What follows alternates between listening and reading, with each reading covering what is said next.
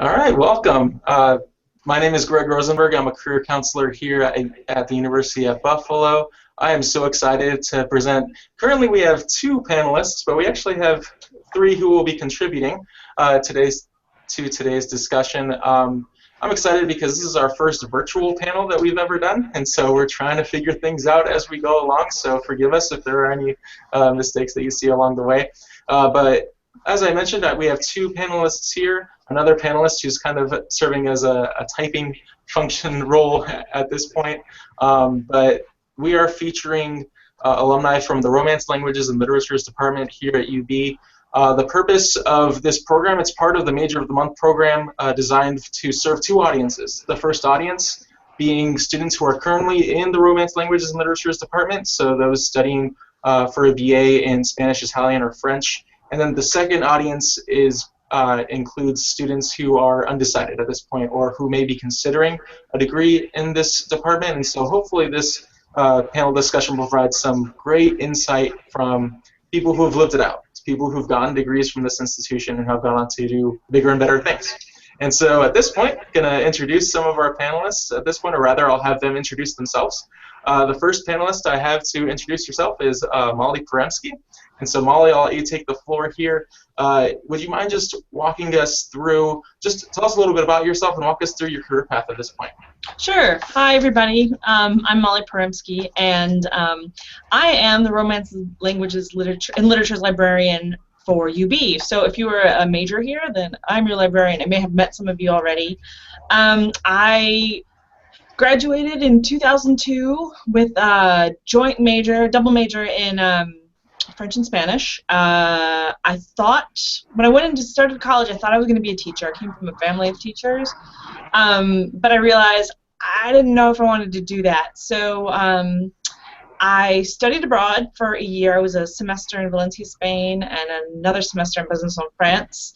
I came back, I finished my BA, and I wanted to see what I could do with it. So I was waitressing for a while, and then, well, not very long actually, and then I got a job at the Canadian Consulate in downtown Buffalo, and I worked there for about 2 years, and I was pretty much hired because I could speak French, and I had a definite leg up on the other candidates who were applying for the position because they didn't speak French, and then I got another job in the consulate, and then I was speaking French and Spanish as an interpreter, and then I realized I didn't think this was the path for me, and I had been thinking about going to library school. So I went to UB for my library degree and my MLS. It took me 3 semesters, 36 credit hours, and I kind of just knocked it out. I actually quit my job at the consulate and went to school full-time. And then after that, I got a job at Vanderbilt University, and I was a cataloging librarian, meaning I made the catalog records. So when you do a search for a book, I'm the one who made those records, and I cataloged in French and Portuguese, which I can read. I can read adequately. And then I was there for about 7 years, and this job opened up at UB in about summer of 2012, and I applied and I got the job, and now I am your librarian. So yeah, I'm happy to be here. Great, thank you, Molly. And so our second panelist here with us today is Leanne Grace. She's over at Buff State, but I'll let you introduce yourself too. Same question, basically. If you could just walk us, tell us a little bit about yourself and walk us through your career path at this point. Well, I'm originally from Western Pennsylvania, but I came to UB to go to the pharmacy school, actually. That was my major when I began. And after my first year with physics labs with no windows 3 hours a week, I thought, do I really want to do this for another 4 years? And I had studied in Mexico the summer between high school and college, and had placed at an advanced level in Spanish. And so when I was looking around at the end of my freshman year for what now, well, I just happened to be in the right place to be a Spanish major. So that's how I ended up majoring in Spanish as an undergrad. Then I spent my junior year in Madrid, and as a result of not having done my undergraduate major at UB, I was able to be considered for a graduate program there, and in fact got my PhD in 1976. However, before I got my degree, Buffalo State had a professor who let them know at the beginning of August that he wasn't going to be there to teach in September, and they were looking around for somebody who could teach Spanish, ESL, and linguistics. And I had met the chair of the department in the office of the department chair at UB, and he knew I did Spanish and linguistics, and so he called my chair and said, did I happen to do ESL as well? And my chair said he thought so. So the next day I had an interview. The following day I had a job that was supposed to be for only 1 year. Well, 39 years later, I retired from Buff State. However, I didn't just teach at Buff State, though I always did and continue to do so part-time. In between all of that, I served almost 12 years as Associate Dean in what is now the School of Arts and Humanities, and 21 years in international programs. So I always say to people, I really had 3 careers at Buff State, but teaching was always a part of it. Great, thank you, Leanne. And so our third panelist, Lori, she was unable to join us physically here, but she's here via email, passing along information. And our third panelist is Lori Kahn. She is currently at Suffolk County Community College, and she was a Spanish major at UB. She's actually communicating via email at this point, so I'm doing my best to transcribe and say what where she's coming from. But she graduated in '74, and at first was interested in pursuing a bio degree, but when she took in the first semester of Spanish, she began at the 300 level, so she was obviously quite advanced. And then her instructors were amazing, and in fact, she changed her major and wound up graduating in 3 years after pursuing her undergraduate degree in Spanish. And so she's joining us remotely, and so hopefully she'll add a couple more pieces of insight as we go through our conversation here. But I guess just to open it up, I'm wondering, what was the thought process that you kind of went through or thought about as you thought about taking on a major in the Romance Languages and Literatures department? So how did you make that decision, and what was your thought process going through it? Well, I can say that I already mentioned that it was because of my advanced level in Spanish that when I decided to change my major from pharmacy to Spanish, I was at the right level. The other thing I was interested in was English. I loved my English courses, and they later entered into some of the research that I ended up doing, but I would have been behind if I had chosen an English major, and my father would probably have killed me. So that was how I ended up choosing the degree in Spanish. I was never sorry after I made the choice, though I had to always pedal a little harder when I thought I might be unemployed, because he thought if I didn't do science, you know, that I wasn't going to have a job. Same question to you, Molly. Well, I think I always knew I wanted to be a language major. I thought I was going to be a teacher. You know, my dad was a 7th grade science teacher, and mom taught special ed, and so I just thought that's what I'll end up doing. And I knew that I liked languages, and you know, growing up, my dad he speaks German fluently, and you'd always have people coming over from Europe as friends, and I was always really interested in it. And I knew when I going into the program that I knew that I was going to have to study abroad for a year, so that was very exciting. I didn't have to study abroad, but I'm really glad I did. That was probably one of the best things I've ever done, and that was a huge enticement, I guess, for me, was that I was going to get to go to Europe for a year, and I'm so glad I did. But I think I didn't. I'm trying to. Why didn't I go into teaching? I just didn't. I wanted to do something a bit different, I guess, and yeah, so librarian is so much different, but I really like studying French cinema. I loved Spanish cinema. I was really into cinema studies, and I thought that was something interesting that I hadn't really thought about before. There's a lot I could do with it, and I had thought about getting a master's in French or Spanish, and I didn't end up doing that. I still might do that, but we'll see how everything goes. But I just thought it was just really interesting, and there's so many aspects of study in Romance languages that I just found that really fascinating. And so you considered a bunch of different paths to go down and yes. Explored a lot of different areas. Let's see, Lori just added another thing just to go along with what was mentioned earlier. She graduated from UB and began grad school as a PhD candidate in Hispanic languages. Also, at the same time, worked for an airline and traveled constantly to Spanish-speaking countries to kind of develop her language skills, and ultimately got part-time teaching jobs at 3 different universities, and is now the head of the Foreign Language and ESL department at SCCC at the moment. So very interesting backgrounds from all 3 of you, and thank you for sharing just a little bit about what went into the decision for you to go into Romance languages and literatures. And so leads me kind of into my next question as to what kind of advice would you have for a current student who is maybe thinking about working in the field or studying the Romance languages in general?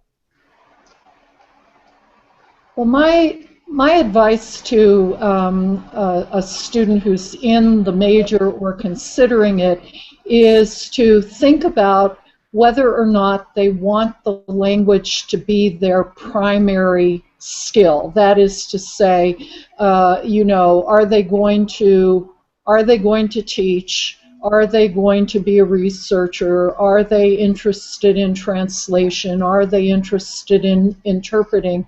Or are they interested in using their language along with something else? There are far more opportunities to use language as an ancillary skill. In a way, Molly, working as a librarian, is kind of a good example of that, and if she hadn't been online, that would have been something I would have been mentioning.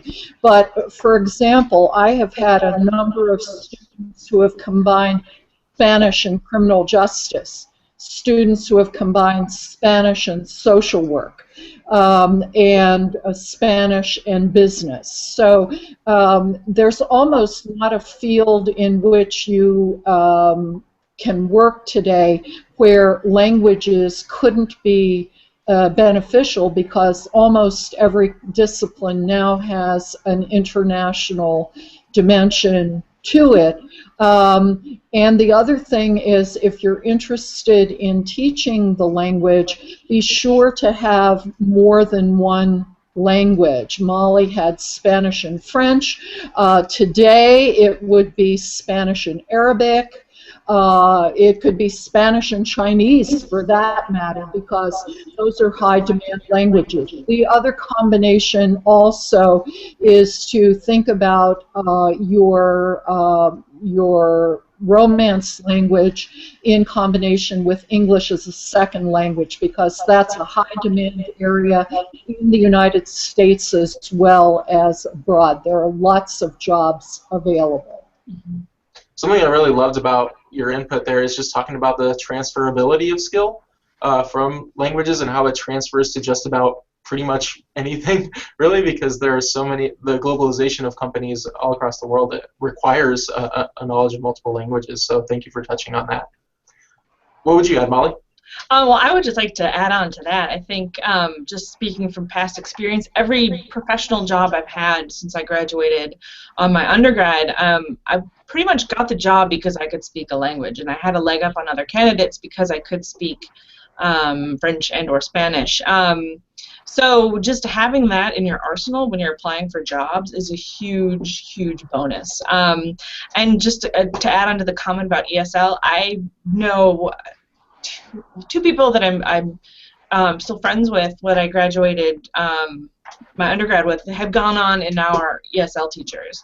So that's definitely true that there are plenty of jobs out there for that. And Yeah, yeah, I think that it's has just given me a leg up, because you have a skill set with having a language, especially French or Spanish. Having that language skill is just going to put you above other candidates when you're applying for jobs. So thinking back to the first job that you had after graduation, how do you think your degree or the classes that you took helped you land that first job? And what was your strategy for finding that? How did you go about finding that first job? Well, my first job found me, and I've already talked about how I had the right skill set for what they were looking for. So just being in the right place at the right time with the right set of skills was was really helpful. But when we get to talking about the general advice on looking for jobs, I'll certainly want to chime in there. Excellent. Excellent. For me, I actually found my first professional job out after graduating was at the consulate, and the Canadian consulate, and I found that job in the newspaper, which was probably, so this was 2002, so this is probably the last time people found jobs in the newspaper, but I found it, and they were looking for people who could speak French, and that was me, and so I actually applied for a higher-up position. I didn't get it, so that actually went to a native French speaker. But they wanted me as, it was a temp position at first, and they ended up hiring me full-time, permanently.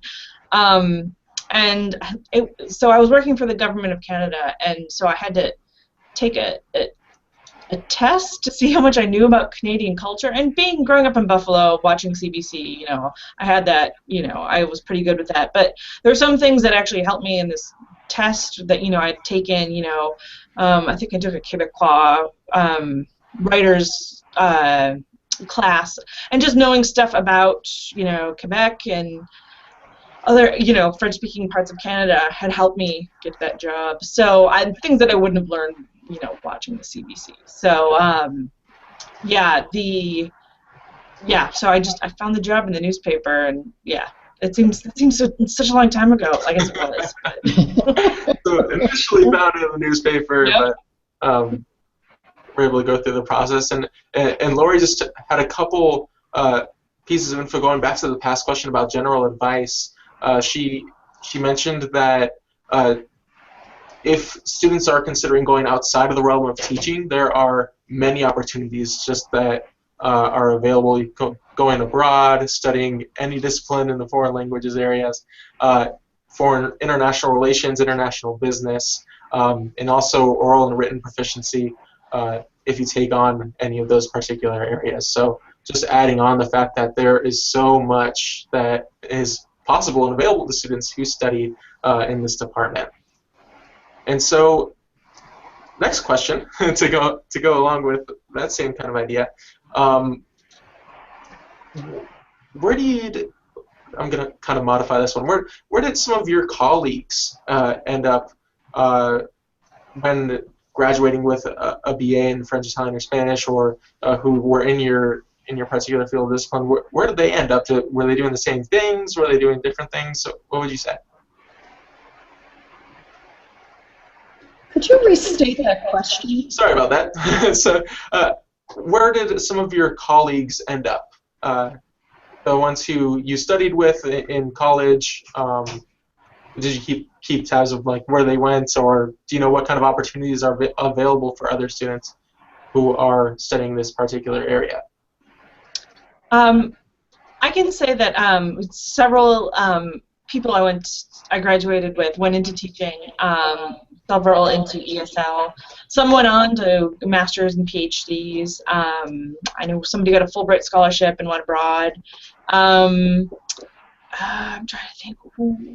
I think it was teach. Oh, I knew somebody got a job as a translator, working actually for, was it LaRousse, or it was a dictionary company she ended up working for. And I'm trying to think other people like I studied abroad with. Somebody was in journalism, business. There are several people I know who are in business. So it was pretty much varied. It went all over the place. Yeah. Gotcha. Thank you. One of the people I was in undergrad with went into banking. Many of the people that I was in grad school with went on to teaching positions in colleges and universities. And a lot of people like myself who I know in the field of international education came up through either ESL or languages degrees. And today, of course, there are actual programs if you want to work in the field of international education, but before, it was very common that it was people who did languages or did ESL. They just seemed to be natural, excuse me, natural training grounds for people in the field of international education.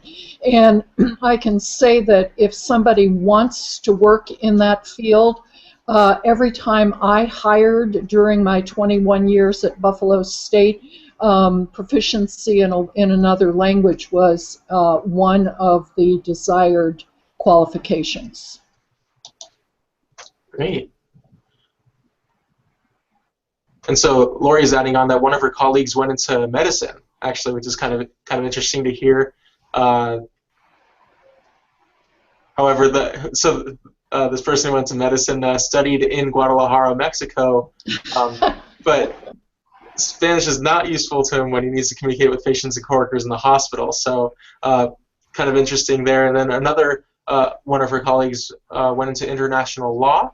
And then something interesting is that the firm that he works for is in New York, and there's an office in Spain, so they're traveling frequently across multiple countries, which is actually really neat to hear about. A lot of students nowadays that I meet with mention, not wanting to be quote unquote stuck in a certain place. So the idea of being able to travel is something that can also be appealing about this major as well. Many students who are in the Romance Languages and Literatures department are considering grad school. And so with both of you, well, actually all three of you having backgrounds in or having graduate degrees, what advice would you have for someone who's considering, say, a master's level degree, a PhD, MBA, or law degree? I think it depends what their ultimate career goal would be, and I will admit that students that I knew in graduate school sometimes still weren't 100% sure what they ultimately wanted to do when they got out. When I went into my master's degree, I didn't really know that I wanted to teach, but I got a teaching assistantship and discovered that what my third grade teacher had been telling me all along was true, namely that I was a born teacher. And so I ended up going the teaching route. I knew I didn't want to teach in elementary or high school, and so college teaching was what I aspired to. But if the student knows, for instance, that he or she wants to use languages in a business setting, then going for the MBA seems like a really viable thing. If they want to go into the field of international education, then they have a couple of options. They could do student personnel administration. UB and Buff State both have programs in that, and one of the benefits of those master's programs is that they have required internships.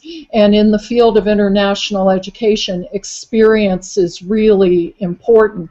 And so those internships in those programs are essential. But as I said before, you can do other kinds of international education graduate programs. If you're interested in ESL, getting a master's and or a PhD in ESL is important, especially if you aspire to teach abroad. In Japan, for instance, if you don't have a master's degree in ESL, they won't even look at you.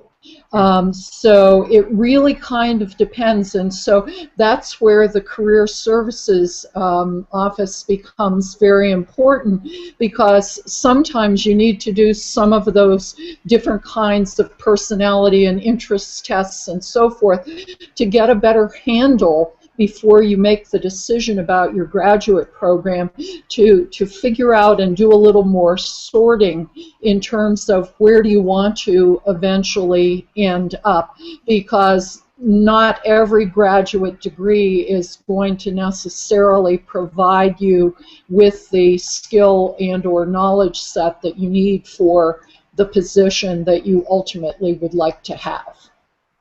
Great. Yeah, thank you for that. Yeah, I guess I can talk to going to library school and what having language skills is gives you, again, a step up. So when I was in undergrad, I knew, well, I became interested in becoming a librarian. I didn't even think that was something you could do. I had a friend who I knew went to school in Massachusetts. I saw her in Lockwood one day. I'm like, "What are you doing here? You don't even go to school here." She said, "No, I'm in library school." And something just clicked. I'm like, "That's something I can do." And I thought about it. I was doing some reading about it, and it just seemed to fit me. I mean, I clearly had an interest in education, even though I didn't become like a classroom teacher. And I liked the idea of helping people. That was a big bonus for me. And that's what you do in librarianship. And there's so many jobs out there that you need language skills. And it's not just French and Spanish. There's a huge need for Arabic speakers in libraries right now, and academic libraries. And there's public libraries you can work at, and having Spanish language skills especially is really, really helpful. Because they want to communicate with their library patrons, and you want to be able to help people. So I didn't know at the time, going into library school, how much of an asset my language skills would be. And you know, I thought, okay, you know what, I want to do the academic library route. That seemed a good fit for me. And yeah, I got a job right up before I graduated my master's program. I got a job at Vanderbilt University in Nashville, and I was there for 7 years, and I used my language skills every day. There wasn't a day that went by that I wasn't reading something in Spanish or French, and I really liked it. But I realized I needed a change. I wanted to change things up, and the job opened up at UB, and I missed Buffalo. I love Nashville, and I was happy to live somewhere else for a while. But I liked Buffalo. I love Buffalo. And so this job opened up at UB, and when I'm familiar with the program, and I absolutely love what I do. I do get to teach. I teach classes to undergrads, to graduate students. I help people on the reference desk. And I'm always ordering books in French and Spanish. I'm reading things in languages all the time, and it's still a very much, I mean, I wouldn't have my job if I didn't speak French or Spanish. And there are so many jobs out there for people who speak languages. So in the library profession, and I just love it. I'm part of academia. You know, I'm involved. My job is never boring. It's never the same. Something's always happening that's interesting or unique, and I'm helping people, which is a big thing that I like to do. So. Great, thank you. And who doesn't love Buffalo, right? Exactly. Awesome. Lori's addition. And I think this is exceptionally important, is just, I mean, the advice to students is to apply your language skills. So put yourself in situations where you can apply the skill set that you've actually developed and see if you like it.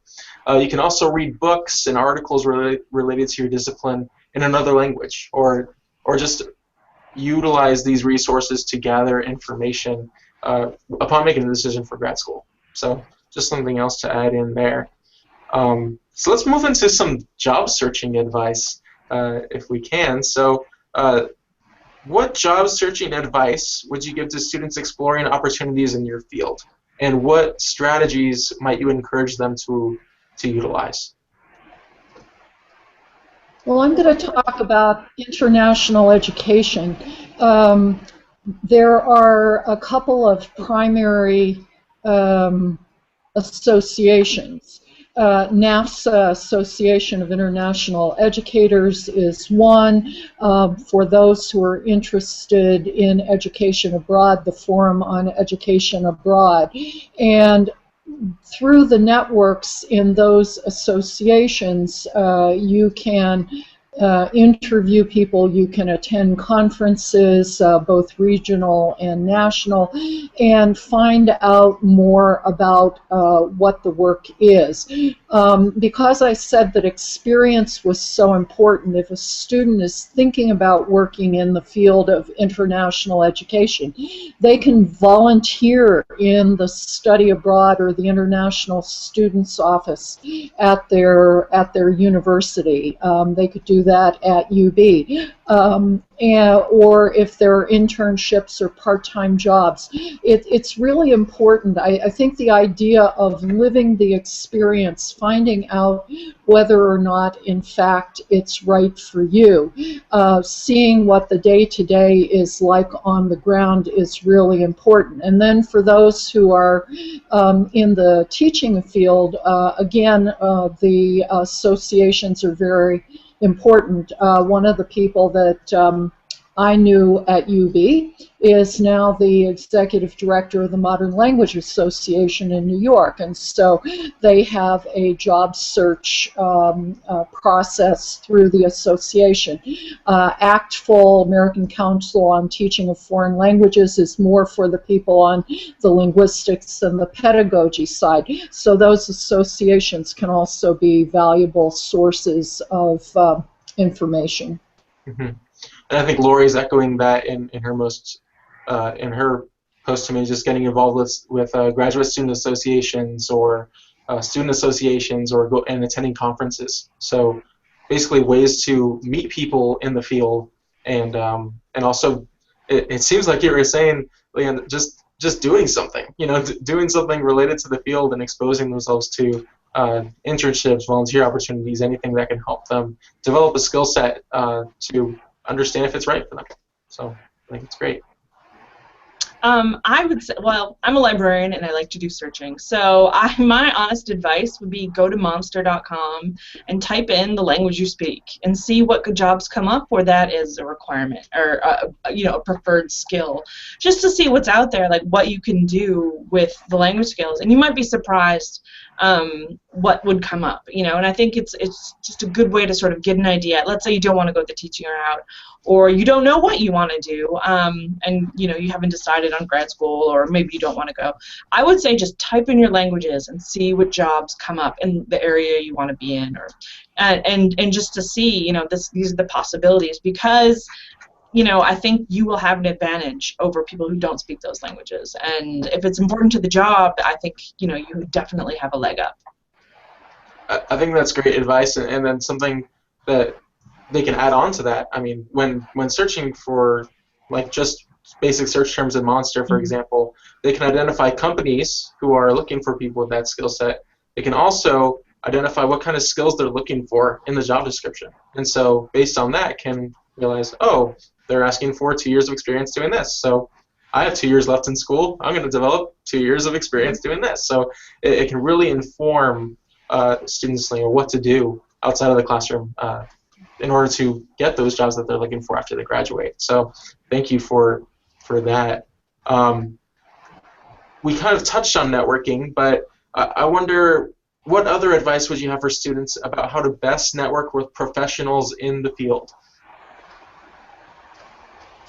Well, I don't know exactly what all you do through your career services office at UB, but at Buffalo State, we connect students who are exploring with alumni who are in their particular field. And sometimes it's just a question of going out and interviewing them. Sometimes it's more like a shadowing experience. But it's really possible to utilize the alumni of your institution to find out whether or not it's a good match. I mean, I have people out of the blue who would contact me wanting to either talk, or they would send me a questionnaire, or they would come to visit me, or whatever, to get what my take was and what my advice was on working in the field of international education. And I would suspect that, you know, connections could be made with alumni and other professionals. It's just a question. Start with one person. I mean, you know, whoever your one contact is, that person then will lead you to more people. And depending on what the field is within the State University of New York, I was always able to put people in touch with other colleagues in international offices across the system. And so being a student at one of the 64 campuses is actually being part of a really incredible existing network right just within SUNY. Great, great. Keep it simple, right? So just one person. I love that. Students, in case you're wondering, we do actually help current students connect with alumni. It's through our University of Buffalo Mentor Program. So if you have more questions about that or would like to get involved in it, it's on LinkedIn, but you can also come to our office. We're in 259 Capen. It's my mini commercial in the middle of this. All right. I think my advice would be, and I didn't know this until later in my undergraduate career, and I wish someone would have told me this, but I think the best thing you can do would be just talk to your professors. Go visit their office hours. Go just talk to them and see, you know, maybe I talked to my advisor. She ended up being my advisor. But, you know, I ran it by her, like, look, I'm thinking about going to library school. What do you think about this? Just having someone who is aware of the field, aware of, you know, what's out there, just bouncing ideas off was so helpful. And getting ideas. Actually, I got a job interview. I didn't get the position, but I had a job interview for a teaching position at a private school, but I wouldn't have found that out if I hadn't gone to talk to my advisor. And I think it's just the best thing. Just getting to know your professors is just is probably one of the most powerful things I think about your undergraduate experience, is just talking to them, finding out what else is out there, what else can you do, what's a smart class to take that's going to help you, you know, realize what you want to do. So yeah, that's my advice. Yeah. So utilizing the resources at hand. So talking to professors, talking to advisors, career counselors, perhaps. But you know, so there are a ton of people on campus that are here to help serve students and help students you know, identify what they may want to do. So I would say utilize those resources to the best of your ability. Let's see. How would you describe the current and future job market in your particular field? That's a tough one, but I'll throw it at you. Well, I'll start with international education and say that it's a growing field, particularly on the study abroad side, because all campuses are trying to increase the number of students who have international experiences. And on the international students side, all the campuses are trying to increase their international student numbers. Now, having said all of that, I don't know of a study abroad office or an international students office that is staffed at the level that they would like to be. And so sometimes there may not be positions open where you're looking. But one of the other things that is positive, of course, is that there's a lot of turnover in the field of international education. And now with the baby boomers retiring and so forth, I mean, there seem to be quite a few positions out there. What I will tell you also, however, is that there's a lot of competition.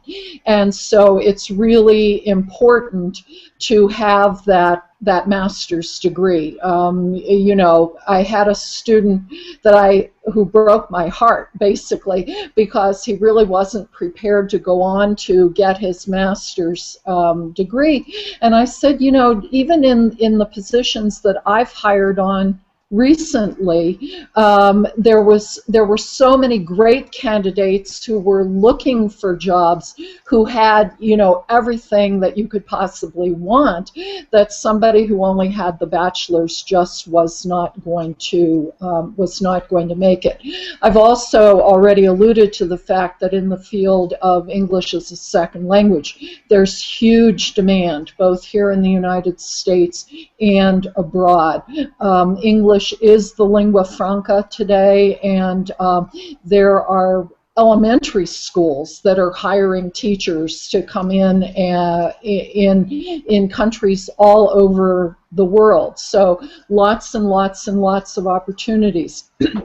Social work is another field where, especially in Spanish, there is big demand. Criminal justice, I've already mentioned. I do volunteer work on the Mexican border and know some people in the Border Patrol. And of course, you don't get a job in the Border Patrol unless you've got proficiency in that particular region, unless you have proficiency in Spanish. So I think that there are lots and lots and lots of opportunities. It's really a question of positioning yourself and getting some experience and getting the skill set that's going to make you look good to employers who have positions open. Got you. Thank you for that. Molly? Yeah, I'll sort of speak, I guess, to the field of librarianship. Having language skills is really important for getting jobs. Because you can't, I don't think someone who didn't speak French or Spanish could do my job, so there's always going to be a need, and there are positions out there, and especially in public libraries and in Spanish-speaking areas, you know, of the country, you know, Florida, Texas, California. If you're willing to move, there will be jobs. They're just the public librarianship, especially. You know, they need people who speak Spanish so they can.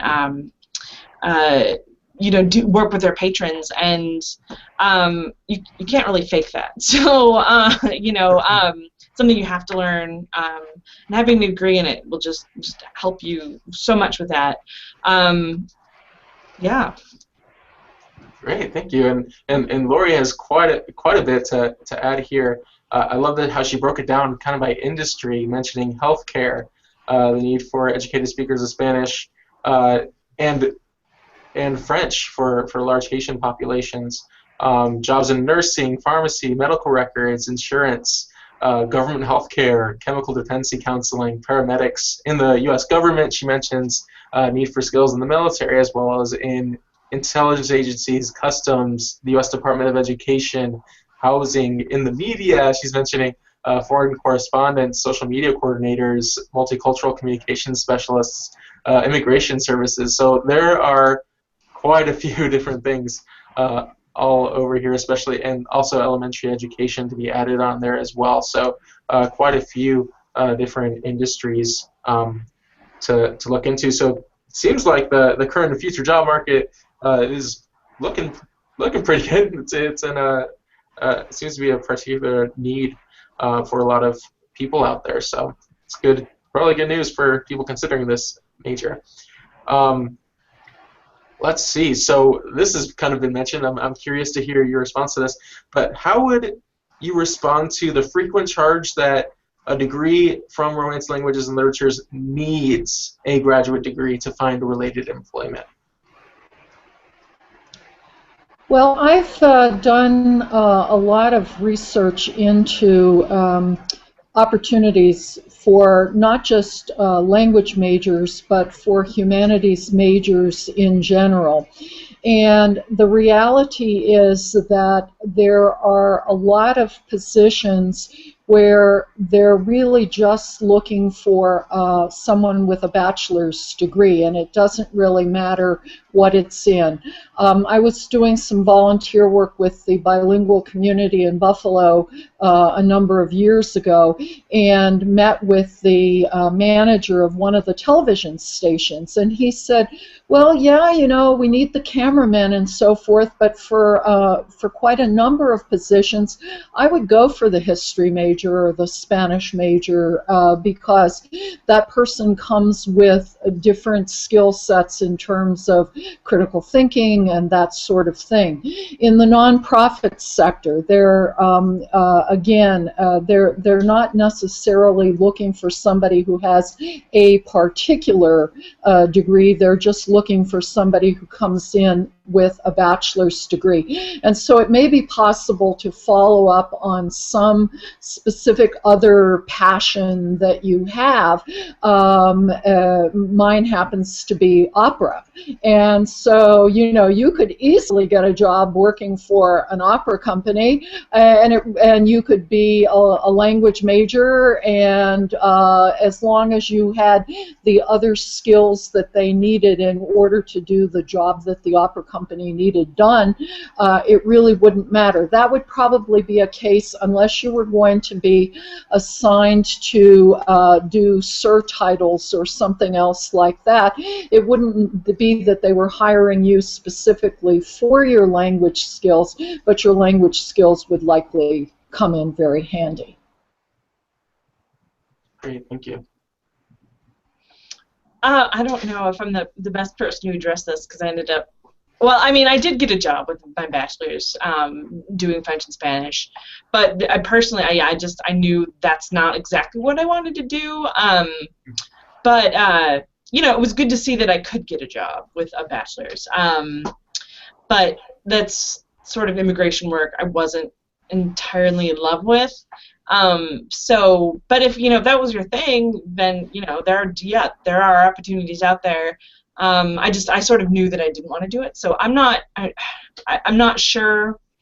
I mean, if someone asked me, well, about the Romance languages in a master's, I mean, you could ask that about any profession, I think, you know, or any sort of subject area you major in. But yeah, I think, you know, there are jobs out there, and I'm living proof. It's just I knew that's not what I wanted to do.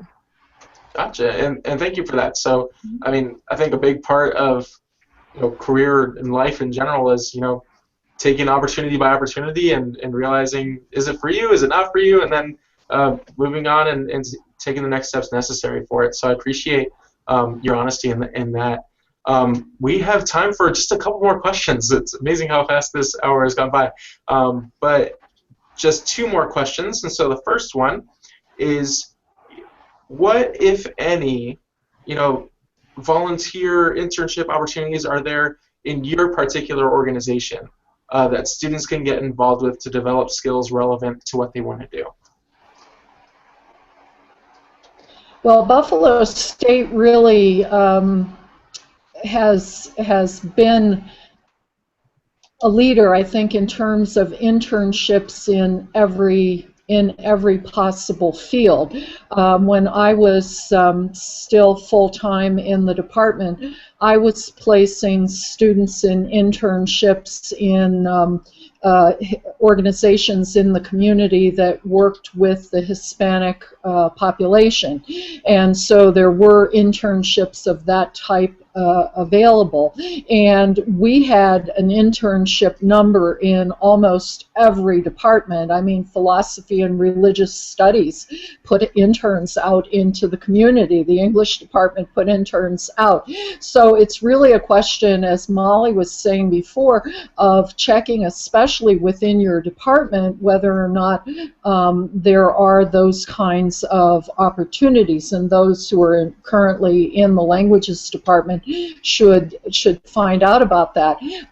As I mentioned before, if students are interested in considering the field of international education, there are often volunteer and sometimes part-time job opportunities in the international offices. So I think it's really just a question of a student saying, this is something I want to try to do, and talking to people about the options that are available, in this case at UB. I love the emphasis on talking to people in these particular areas. I mean, I would say even if you're not 100% sure about it, but are, you know, considering it, it doesn't hurt to talk to people and ask about different opportunities, because who knows, maybe by doing something you realize it is for you. And or The other thing I'll add is that internships often lead to jobs, either with the organization that you intern with, or I've seen the situation where no, the student didn't get a position at that particular spot, but the job that they did get was because they had interned at the earlier place. So internships look really good on the resume. They can help you figure out whether or not something is what you really want to do, but they also are one of the things that employers look at that can potentially set a student apart from others. And so I've had students who have done more than one internship because they're trying to build their resume and get experience. Sometimes they do internships that are similar to each other because they have a pretty good idea what it is they want to do, and other times they sort of experiment with a variety of things until they hit on whatever it is that seems to work for them. Great, thank you for adding that in as well. For me, I guess, sort of a unique situation because I'm in a library. So most of our internship opportunities are for students of the Department of Library Information Science here at UB. I did have an undergraduate student last year come shadow me just to see. He had Chinese language skills, and he just wanted to see what he could, what it was like to be a librarian. What do you do? So, he seemed pretty interested. So I think if students, undergrads, are interested in sort of getting more involved with the library, I know that there are, not 100% certain, but volunteer opportunities at the Buffalo and Erie County Public Library. There are also, the libraries, we hire students, we hire undergrads, and that's a good way for students to, if they're thinking about it, if they think, doing research and helping people find information is something they're interested in, getting a job at the UB libraries is a great place to start. It gets a good foot in the door. And when I was in grad school here, I worked at the music library, and then I worked over at the university archives. And again, they had me doing jobs that required French or Spanish because none of the other students did. So yeah, just getting a job at the library is probably a really good place to get your foot in the door, to see what it's all about, and having that experience. I feel like a better librarian because I was the person, shelving the books or, checking books out to people, knowing things from the ground up. So I think that's a great place to start. Yeah, so hearing part-time jobs, internships, volunteer opportunities, shadowing. Lori also wanted to add that means she hires students to work in the language lab as assistants, and some students have opportunities to tutor or work off campus with bilingual school children. But she also mentions the importance of visiting the Career Services Office, which, look at that, it's amazing. So I would say the same thing as well. So if you're kind of wondering ways to get involved on campus or off campus, our office is really great for that as well. And so that leads us to our last question, and this one's kind of off the cuff. I didn't put it on our prepared list of questions, but what would you say is the best piece of advice or wisdom that you've received in your career so far, and can you impart it upon us as we walk away from here today? It's a tough one.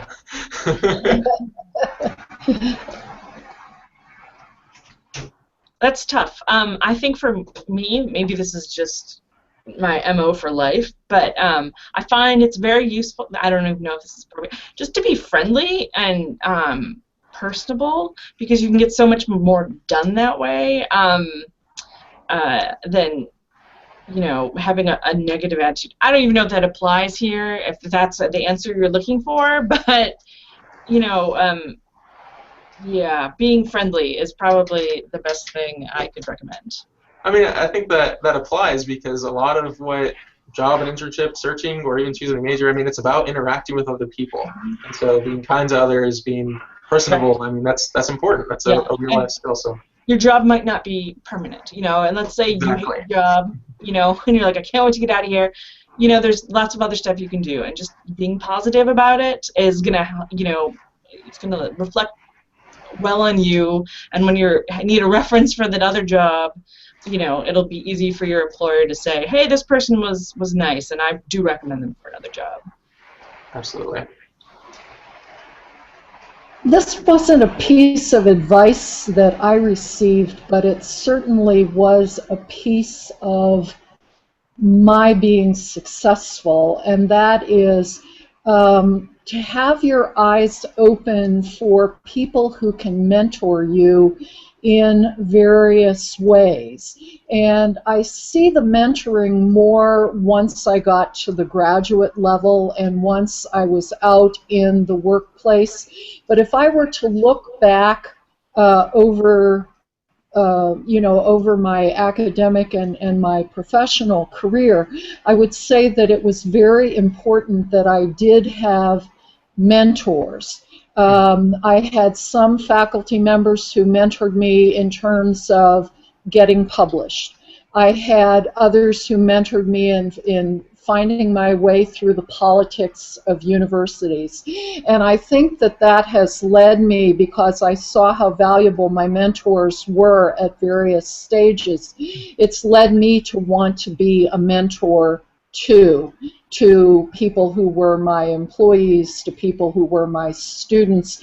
And Molly talked about her advisor. There was nothing I loved more than being an advisor, and I always had a heavy advisement load, and I spent much more time, talking about things beyond what the courses were for the next semester. So again, making those connections with people and being open to having somebody be your special mentor, and then eventually being a mentor back, I think is a very useful piece of a successful career.